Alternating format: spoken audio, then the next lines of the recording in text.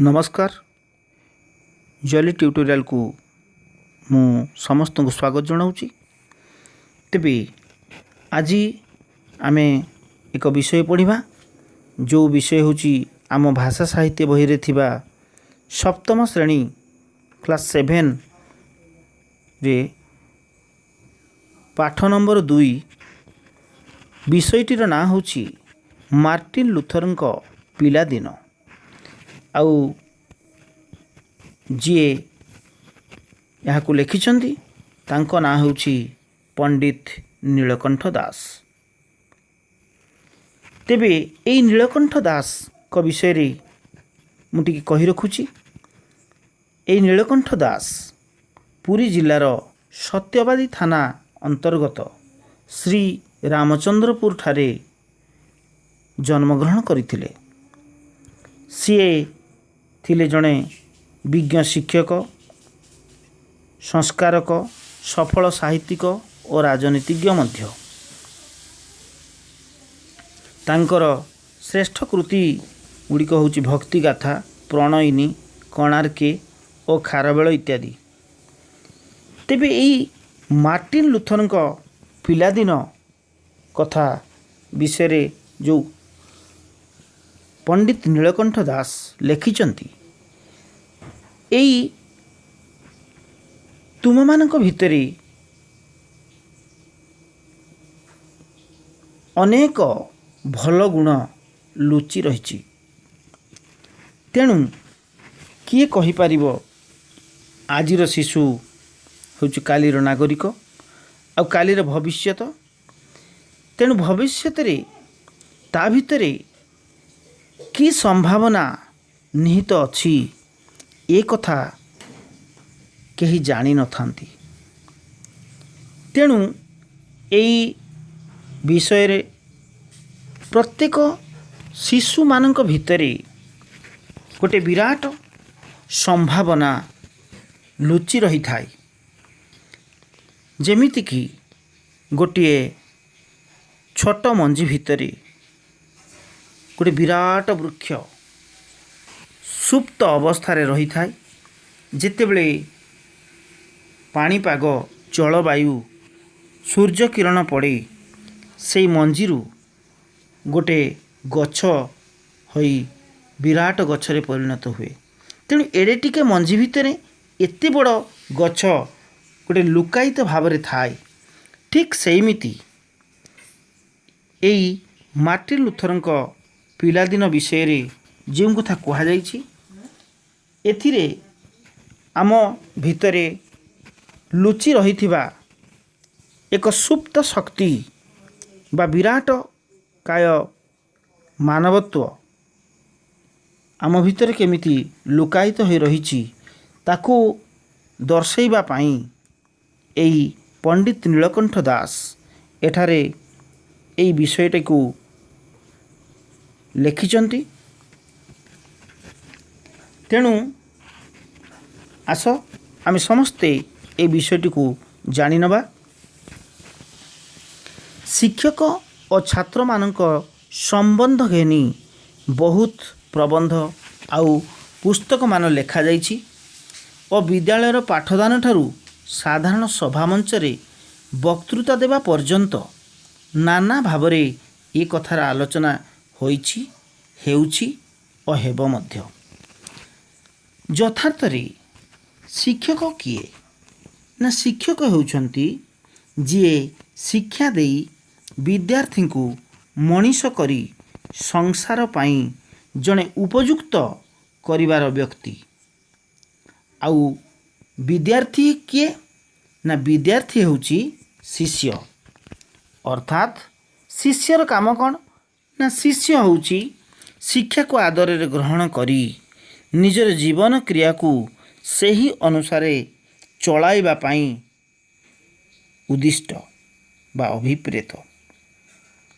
ए दुहिंक भितरे संबंध बड़ साधु और महियान। शिक्षक निज शिक्षादान रे सबुबले मन रखिबे और देखिबे शिशु ठारू युवा पर्यंत जी तांको पाखे विद्या शिक्षा करने को उपस्थित अछंती ସେମାନଙ୍କୁ ସେ ଯଥାର୍ଥ ବିଦ୍ୟା ଓ ଶିକ୍ଷାଦାନ କରିବାର ଆନ୍ତରିକ ପ୍ରଯତ୍ନରେ ତତ୍ପର ଅଛନ୍ତି। ଶିଷ୍ୟଙ୍କର ମଧ୍ୟ କର୍ତ୍ତବ୍ୟ କ'ଣ ନା ଶିଷ୍ୟଙ୍କର ମଧ୍ୟ କର୍ତ୍ତବ୍ୟ ହେଉଛି ସିଏ ବିନୀତ ଭାବରେ ଗୁରୁଙ୍କୁ ସବୁ ପଚାରି ବୁଝି ଆଦରରେ ତାକୁ ଗ୍ରହଣ କରିବେ। ଏହା ଶିକ୍ଷକ ଶିଷ୍ୟ ସମ୍ବନ୍ଧ ପରମ୍ପରାରେ ବରାବର ଚାଲି ଆସିଛି। ତେବେ ଏହି ସମ୍ପର୍କରେ ଗୋଟିଏ ବଡ଼ ସୁନ୍ଦର ଅବିଚିତ୍ର ଘଟଣାର କଥା ଏଠାରେ କୁହାଯିବ। ତାହା ହେଉଛି ଆଜକୁ ପ୍ରାୟ 300ରୁ ଅଧିକ ବର୍ଷ ତଳେ ଘଟିଥିବା ଏକ କଥା। ଜର୍ମାନୀ ଦେଶର ଗୋଟିଏ ପ୍ରାଥମିକ ବିଦ୍ୟାଳୟରେ ଏହା ଘଟିଥିଲା। ସେ ବିଦ୍ୟାଳୟରେ ଜଣେ ବଡ଼ ସାଧୁ ଓ କର୍ତ୍ତବ୍ୟନିଷ୍ଠ ଶିକ୍ଷକ ଥିଲେ। ଅବଶ୍ୟ ଶିକ୍ଷକମାନେ ସାଧୁ ଓ କର୍ତ୍ତବ୍ୟନିଷ୍ଠ ହେବାର କଥା। ତା ନହେଲେ ଶିକ୍ଷାଦାନ ପ୍ରଣାଳୀରେ ବହୁ ଅସୁବିଧା ଘଟେ ଓ ଫଳରେ ବିଦ୍ୟାଳୟରେ ଅପଚାର ମଧ୍ୟ ପଶିପାରେ। ମାତ୍ର ଯେଉଁ ଶିକ୍ଷକଙ୍କ କଥା କୁହାଯାଉଛି ସେ ଟିକିଏ ଅସାଧାରଣ ଭାବରେ ନିଷ୍ଠାପର ଥିଲେ। ବିଦ୍ୟାଳୟରେ ସାଧାରଣ ବିଧି ହେଉଛି ଶିକ୍ଷକ ଶ୍ରେଣୀ ଭିତରକୁ ପଶି ଆସିଲା ବେଳେ ଶିଷ୍ୟମାନେ ତାକୁ ସମ୍ମାନ ଦେଖାଇବେ। ଏ ରୀତି ପୃଥିବୀରେ ସମସ୍ତ ସଭ୍ୟ ଦେଶରେ ପ୍ରଚଳିତ ଅଛି। ଏହି ସମ୍ମାନ ଦେଖାଇବାରେ କେତେକ ସ୍ଥାନରେ ଛାତ୍ରମାନେ ଶିକ୍ଷକ ପଶି ଆସିଲା ବେଳେ ଖାଲି ଠିଆ ହୋଇଯାଆନ୍ତି ଓ ଶିକ୍ଷକ ଆସନରେ ବସିବା ପର୍ଯ୍ୟନ୍ତ ଠିଆ ହୋଇ ରହନ୍ତି। ଶିକ୍ଷକ ବସିଲେ ପୁଣି ବସନ୍ତି। କୌଣସିଠାରେ ଛାତ୍ରମାନେ ଠିଆ ହୋଇ ନମସ୍କାର ମଧ୍ୟ କରନ୍ତି। ଜର୍ମାନୀର ଏଇ ଯେଉଁ ବିଦ୍ୟାଳୟଟିର ନାଁ କଥା କୁହାଯାଇଛି ସେଠାରେ ଜଣେ ଶିକ୍ଷକ ଶ୍ରେଣୀ ଗୃହକୁ ପଶି ଆସିଲା ବେଳେ ସାଙ୍ଗେ ସାଙ୍ଗେ ପିଲାମାନଙ୍କୁ ଆଗ ଆପେ ଆପେ ନମସ୍କାର କରି ପକାଉଥିଲେ। ପିଲାଙ୍କୁ ଅଭିବାଦନ ଜଣାଇବା ପାଇଁ ସୁବିଧା ଜମା ଦେଉନଥିଲେ। ଏହିପରି ସେ ନୀତି କରୁଥାନ୍ତି। ଦିନେ ଏହି କଥା ଉପରେ ଗୋଟିଏ ପିଲା ନିଜର ବିସ୍ମୟ ଓ ବ୍ୟଥାଭାବ ପ୍ରକାଶ କରି ପଚାରିଲେ, ଆପଣ ଆମମାନଙ୍କର ଶିକ୍ଷକ, ଆମର ସମ୍ମାନାର୍ହ ଓ ପୂଜ୍ୟ। ଆମ୍ଭେମାନେ ପିଲା, ପୁଣି ଆପଣଙ୍କ ଶିଷ୍ୟ। ଆପଣଙ୍କ ପାଖେ ବିନୟ ପ୍ରକାଶ କରିବା ଆମର କର୍ତ୍ତବ୍ୟ। ଆମକୁ ନମସ୍କାର କରିବା ଆପଣଙ୍କର କର୍ମ ନୁହେଁ। ଆପଣ ସବୁବେଳେ ଘରେ ପଶୁ ପଶୁ ଆମ୍ଭମାନଙ୍କୁ ଅତି ବିନୀତ ଭାବରେ ନମସ୍କାର କରୁଛନ୍ତି। ଆପଣଙ୍କ ପାଖେ ବିନୟ ପ୍ରକାଶ କରି ପ୍ରଣିପାତ କରିବାର ସୁବିଧା ଆପଣ ଆମକୁ ଦେଉନାହାନ୍ତି। ଏହା କିପରି କଥା? ଆପଣ କାହିଁକି ଏହା କରୁଛନ୍ତି? ଆପଣ ବୋଧହୁଏ ଜାଣିକରି ଏହା କରୁନାହାନ୍ତି। ଏହା ମନକୁ ମନ ହୋଇଯାଉଛି। ଏଣିକି ବିନୟରେ ଅଭିବାଦନ କରିବାର ସୁବିଧା ଆପଣ ଆମକୁ ଦେବେ। ଶିକ୍ଷକ ଏ କଥା ଶୁଣି ସାରିଲା ପରେ ଟିକିଏ ହସି ପକାଇଲେ। ଆଉ ସେ କହିଲେ, ବାପା, କଥାଟି ସେପରି ନୁହଁ।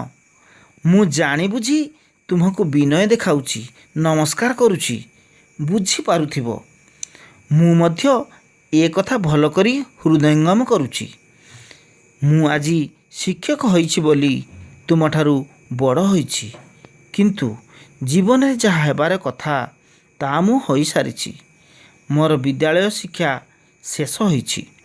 ତାପରେ ଜୀବନରେ ଯାହା କାମ କରିବାର କଥା ସେ କାମ ମୁଁ କରିବା ପାଇଁ ବାଛି ନେଇଛି। ସେହି କାମରେ ଆଜି ମୁଁ ତୁମର ଶିକ୍ଷକ। ଏହି ଶିକ୍ଷକ କାମଟି ଭଲ କରି କରିପାରିଲେ ମୋର ଶିକ୍ଷା ଓ ବିଦ୍ୟାଲାଭ ସାର୍ଥକ ହେବ। ଜୀବନରେ ମୁଁ ଆଉ କ'ଣ ହେବି? ମୁଁ ଯାହା ହେବି ତାହା ଦେଖା ପଡ଼ିଗଲାଣି। କିନ୍ତୁ ତୁମେମାନେ ଆଜି ଶିଶୁ। ଜୀବନରେ ମଣିଷ ହେବା ପାଇଁ ଆମ ପାଖକୁ ଆସିଛ। ତୁମ ଭିତରେ କି ମହାମାନବ ହେବାର ଉପାଦାନ ପ୍ରଚ୍ଛନ୍ନ ଅଛି ତାହା ଏବେ କିଏ କହିବ? ତୁମ୍ଭମାନଙ୍କ ମଧ୍ୟରୁ କିଏ ବୁଦ୍ଧଦେବ, ଯୀଶୁଖ୍ରୀଷ୍ଟଙ୍କ ପରି ମାନବର ହିତକାମୀ ଧର୍ମ ପ୍ରଚାରକ, କିଏ ବା ସକ୍ରେଟିସ୍, किए बा डिमोस्थेनिस शिशिरଙ୍କ परी वक्ता, किए बा होमर दान्तेଙ୍କ परी कवि, किए आलेक्जेंडर सीजारଙ୍କ परी विश्वविजयी वीर न हेब, ए कथा किए कहब?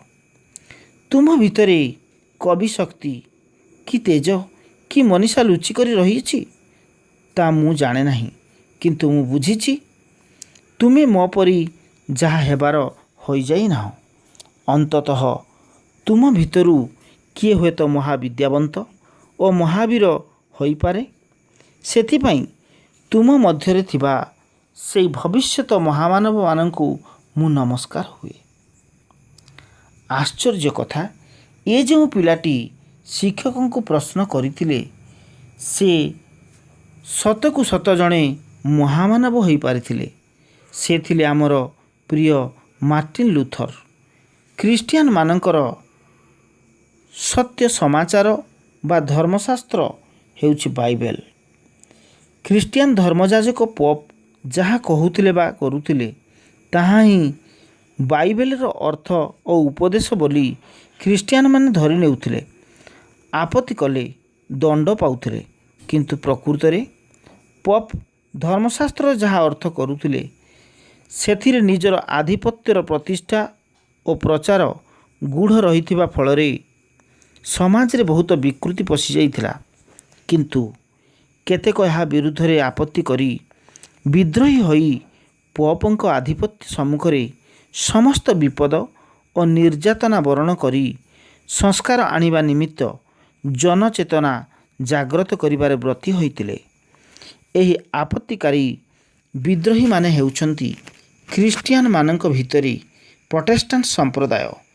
एही संप्रदायर आदिमानव तथा आदिनेता हेउछंती मार्टिन लूथर। तेणु एई मार्टिन लूथर किभଳି भावरे तांको जीवन रे तांको गुरुंकु सम्मान एवं केमिति सी गुरुंको कथा को मानिथिले से विषय रे ठारे वर्णित होईछि। तेबे आमर पढ़ा सरी जाइछि विषयटी।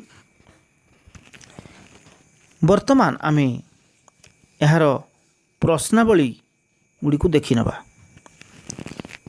प्रश्नावली 1 नंबर, गोटे किंबा दुईटी वाक्य रे उत्तर लेख। विद्यार्थी को किए किपरि मनीष करी संसार पाई उपयुक्त करती?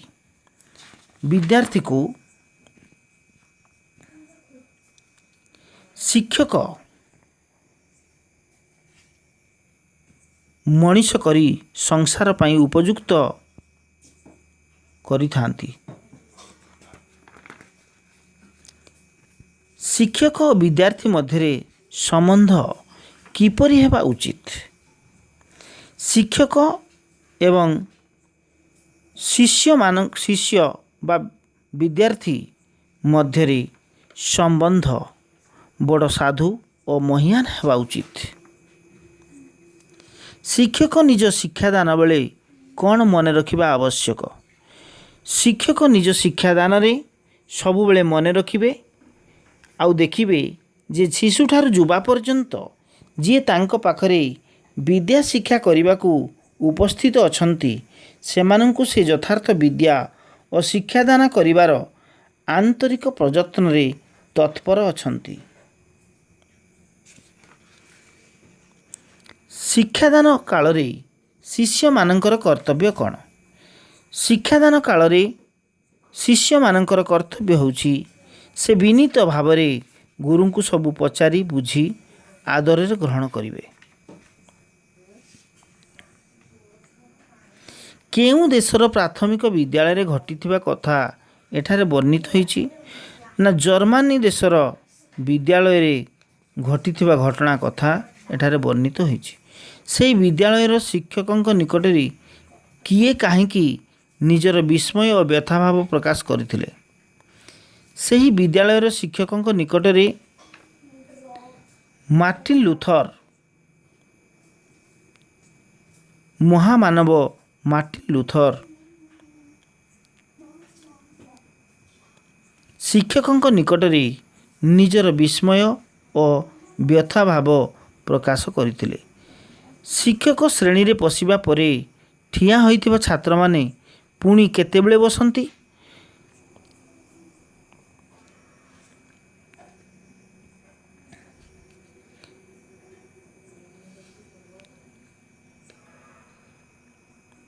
ଶିକ୍ଷକ ଶ୍ରେଣୀଗୃହକୁ ପ୍ରବେଶ କରିବା ମାତ୍ରେ ଛାତ୍ରମାନେ ଠିଆ ହୁଅନ୍ତି। ଶିକ୍ଷକ ବସିଲା ପରେ ପୁଣି ଛାତ୍ରମାନେ ବସିଥାନ୍ତି। ଶିକ୍ଷକଙ୍କର ଶିକ୍ଷା ଓ ବିଦ୍ୟାଲାଭ କିପରି ସାର୍ଥକ ହେବ ବୋଲି ଶିକ୍ଷକ କହିଲେ?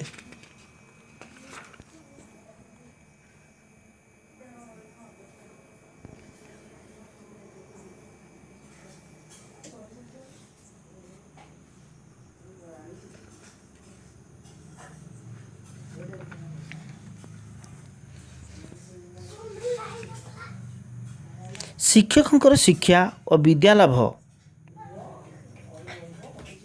ଶିକ୍ଷକ ଯେତେବେଳେ ଶିଶୁଠାରୁ ଯୁବା ପର୍ଯ୍ୟନ୍ତ ଯେଉଁ ଶିଷ୍ୟ ତାଙ୍କ ପାଖରେ ବିଦ୍ୟା ଶିକ୍ଷା କରିବାକୁ ଉପସ୍ଥିତ ଅଛନ୍ତି, ସେ ତାଙ୍କୁ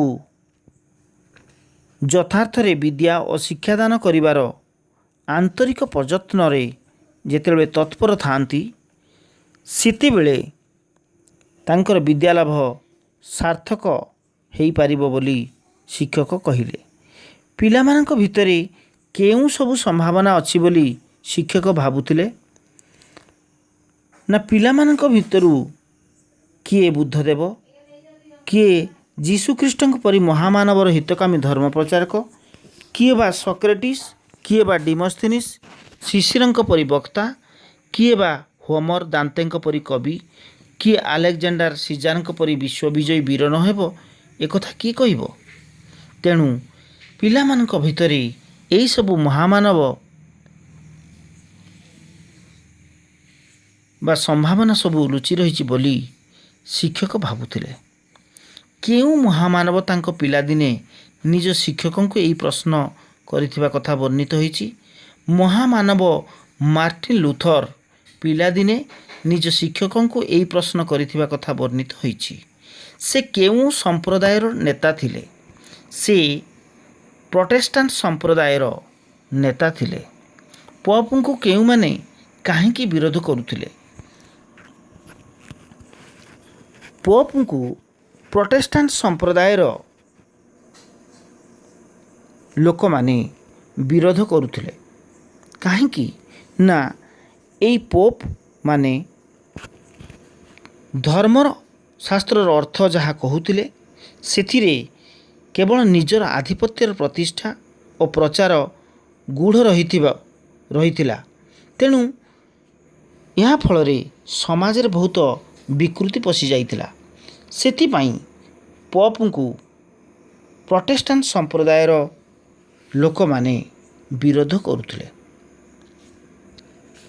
1 ନମ୍ବର ପ୍ରଶ୍ନ ଉତ୍ତର ସରିଯାଇଛି। ବର୍ତ୍ତମାନ ଦେଖିବା ବ୍ୟାକରଣ ଓ ବ୍ୟାବହାରିକ ଭାଷା ଜ୍ଞାନ।